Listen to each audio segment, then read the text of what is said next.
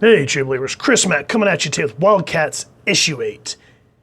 This was one spicy issue. Oh my goodness. What do I mean about that? Let's dive in, but let's talk about who made this book first, shall we? I love that right here they say, in memory of Jack the King Kirby. This was February of 1994, and that was around the time that the king passed away. Cover was by Jim Lee and Scott Williams. Jim Lee, Brandon Choi, co-creators. And there's two stories in here. Downtime was Brandon Choi and Jim Lee. Art Lee, Richard Bennett, Scott Williams. Letter was Chris Yiannopoulos. Past Lives was Steve Siegel, Travis Charest, and Tom McQueenie. McQueenie? Sure, we're going to go with that. And then letters by Bill Oakley. Here's everyone else working on the book. Now let's dive into why I said this is a spicy issue. We'll start off with Cole and Zealot, kind of having some downtime, playing some pool. And I love how Cole just says, even in our downtime, she'd rather be in the battle simulator. I won't have any of that. So I drag her out of Halo, kicking and screaming to go shoot some pool at one of my old watering holes. Well, maybe not so friendly. Take care, Brother Grifter. Miss this shot and the victory is mine, along with your bullet bike. You're dreaming, Zealot. I've got this made, no sweat. I've lived most of my life behind the 8-ball. Well, let's just say that Cole was a little too quick to talk. And of course, the local yokels decide, in sort of a cliche fashion, I will say, they kind of start getting a little too friendly with Zealot, pouring beer on Cole's head. But I love how Zealot just turns around and goes, the problem is you won't be able to handle a real woman. And the third person narrative that we're getting is Cole's, and he goes, I could have warned this guy, but I don't. Usually I hate it when she gets that superior coda sisterhood attitude, but it's worth it to see Ralph on the receiving end. I don't even have to look to know what Melvin's up to. And just pops him in the gut. And another thing that I really appreciate here is you can't really call it a fair fight, though. Being a New York wise guy may impress the local gentry, but it doesn't mean much to a former majestic of the Coda sisterhood. Lucky for Ralph, the precepts of the sisterhood don't allow for her to kill for pleasure or for being mildly irritated by a lower life form. That's some good narrative. And what's happening is the artwork is pushing the story, and then Cole's just kind of enhancing it. So that's just a great combination of visual storytelling. Now, what I mean is here, Cole gets called away on a mission. And Zealot's like, something wrong. Should we contact the others? No. This time it's personal, Zealot. At least allow me to accompany you. I can't. This goes back even before us. And look at the close-ups and how this works on their emotions. I thought we were a team. Love the duality of the eyes. Please, Zealot, this one time I've got to do it alone. Very well then. I will respect your wishes. And she just goes in for the kill. And he goes, what are you doing? The memories come flooding back, and it takes everything I have to push me away from her. What's gotten into her? She knows how I feel. Stop it, Zealot. What do you think you're doing? I only wished you luck. Is that so wrong between friends? In this case, it is. If we're going to stay friends, Zealots, you and the sisters are too recreational about it all. That's just not my style. So, for those of you, I've gone over it in past WildC.A.T. issues as well as the action figures, but Zealot and Cole used to be a couple, and I don't remember off the top of my head why they separated, but Cole cares deeply for her. He goes, look, I'm sorry I snapped at you like that.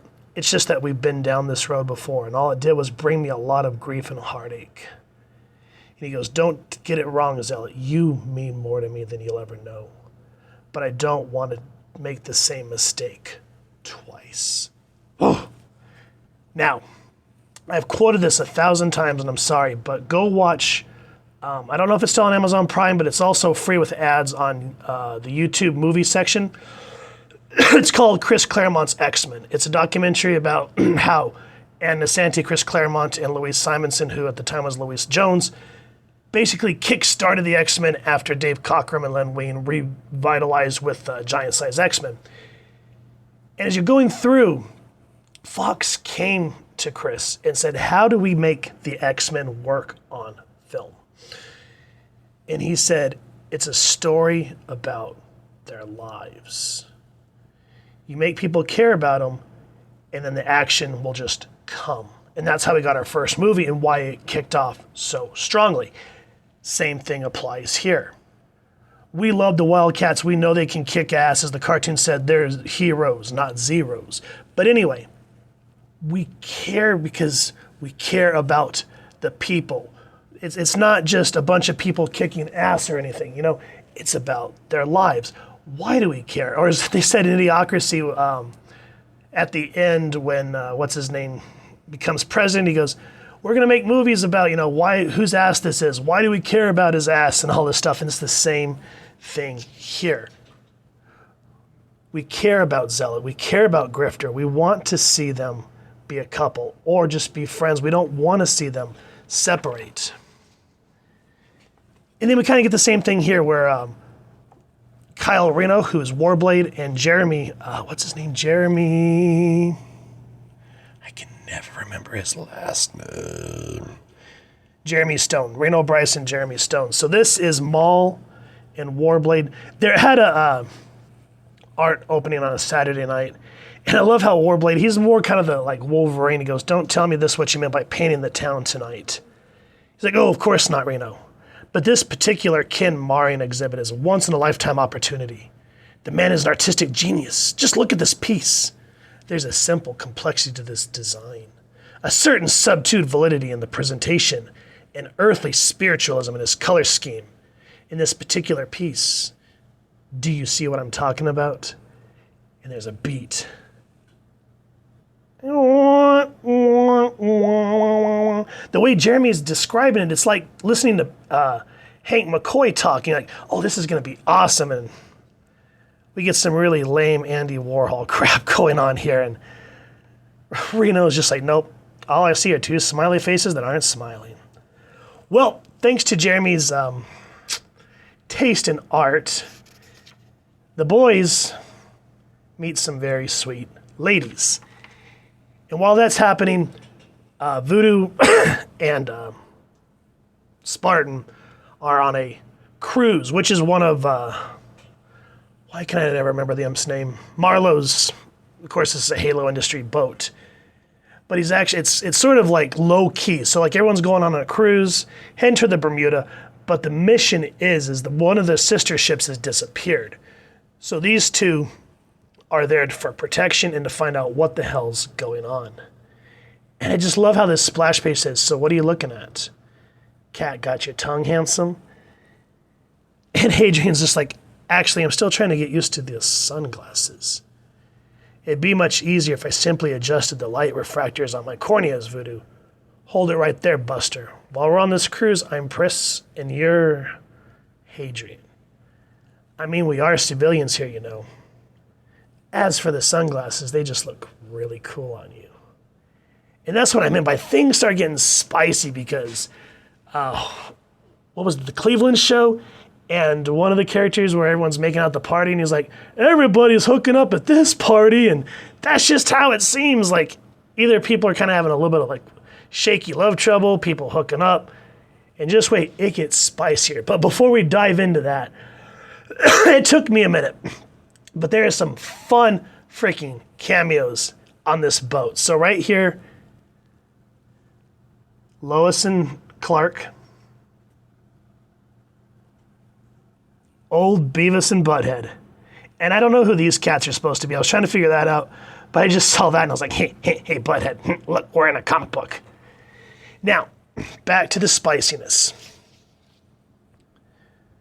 Pris, like, you know, being cool, it's more than just looks. It's a frame of mind, a state of being. You know what I mean? And he's like, actually, no. He's talking about how his brain's a silicone prosthetic, or what is it called? silicone-based neurotronic brain. She goes, hey, no big deal. You're not the only one around here with silicone parts, big guy. To quote George Takei, oh my. And so Adrian does X-ray vision on her, and he's like, mag resolution, cut that out. Don't you dare turn those X-ray peepers on me, and dumps him with coke. And it starts getting fun from there because he pretends like he's sorting out. She's like, oh my, are you all right? Oh my God, what have I done? I'm just kidding, Pris, I'm okay. So now you got a sense of humor. You seem pretty human to me. Now, if you'll recall, this panel right here, look at these two characters with the little question mark. We'll get into that in a minute. So I love how Spartan just turns around and plays with Pris. Now we get this full panel. Did you see that man over there, honey? Don't you suppose he could be a... Stop that right now, you hear me? We're finally on our honeymoon. Let's just try and enjoy ourselves while we can. Of course, you're absolutely right. It's just that I thought, well, never mind. So I had to stop and think, I'm like, holy crap. Jim Lee, low-key freaking cameoed Scott and Gene Summers into this book. And I think this was shortly after, what was it, X-Men 30 when they got married. So I just love that Scott's like, I thought he was a mutant. And Gene's just like, no, we're on our honeymoon. And then that's the end of that. But those were some great little cameos. Now, spicy. Now, that couple over there has got the right idea. After all, we are on the Lust Boat. All I'm saying is that since we're here, we might as well enjoy ourselves. What do you mean, Pris? If I have to spell it out for you, Adrian, the lab boys at Halo really need to replace some of those chips in your head. Whew. But before we can go any more downtown Lester Brown, peril strikes. And we kind of see what happens to the sister ship, which causes something to happen with Void, which brings all the Wildcats together, and you have to hear about how poor Rice Brino's date went with one of those art gallery girls. Now, as the story goes on, we go back and we get some more backstory on Pris. And what I love about this backstory is it really fleshes her out some more, because if you remember in issue 1, she was very much a victim. Like, you know, she only got out of the club by the skin of her teeth being saved. But here, the Coda warrior, I can't remember her name off the top of my head, but she comes back to finish the, sorry, I'm saying a lot, my brain's drawing a blank. Finish the job by killing Pris. But this is not the same girl that she was. She has been a Wildcat now for a while. She's learning how to hone her skills as a warrior, being taught by Zealot. And it causes her to do something that she doesn't want to do, but is left with no choice. Which brings her into wearing the uniform that we see with the action figure to show that she's grown and that she's a full-fledged member of the Wildcats that can stand on her own. And she goes, I just thought it was time to start living like who I am and not who I was.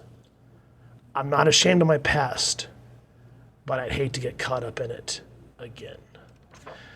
So guys, this issue was absolutely spectacular. I love that it gets deeper into the relationships of the team members, and there's some spicy moments as we saw, which really adds, again, showing that these are just people and not warriors, soldiers. They have needs and wants and yearnings, and it's all in this issue. And I love that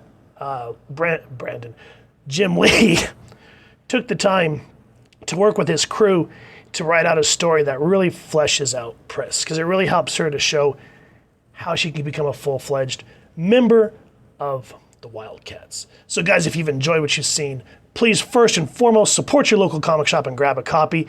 If not, grab it from wherever you like to pick up your comics. And if you've enjoyed this review, we really would appreciate if you take a moment to like, share, and subscribe. Helps the club channel more than you could possibly know. And if you don't mind hitting that fancy little Wildcats war bell next to subscribe, that way, as we continue to upload content, you guys get notified. Come to the channel, and we love talking with y'all and hearing your thoughts and feedback down in the comments below or our social media pages, which I'll make sure to leave the links down in the description. So with all that said, thank you so much for stopping by. Hope you all continue to have an absolutely amazing day reading, and happy hunting, true believers.